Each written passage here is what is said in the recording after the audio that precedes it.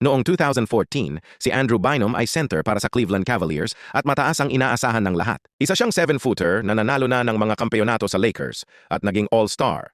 Kaya akala ng lahat ay matutulungan niya ang Cavs na bumangon. Ngunit ang sumunod na nangyari ay mahirap talagang paniwalaan. Sa isa sa mga practice ng team, nagsimulang gumawa si Bynum ng isang bagay na hindi inaasahan ng sinuman. Sa tuwing makukuha niya ang bola, ititira niya ito agad, kahit saan pa siya sa court o anuman ang play na dapat nilang gawin. Sa sandaling humawak ang bola sa kanyang kamay, ititira niya ito, kahit malayo pa siya sa basket. Kaya ang kanyang mga teammate at coach ay sobrang naguluhan at, sa totoo lang, naiinis. Pero lalo pang naging kakaiba ang mga pangyayari pagkatapos nyon. Hindi lang tumigil si Bynum sa mga baliw na pagtira ng bola. Isang araw sa isang practice scrimmage, hindi niya nagustuhan ang tawag ng isang assistant coach na si Phil Handy. Kaya sinimulan niya itong asarin at tinawag na horrible referee sa harap ng lahat.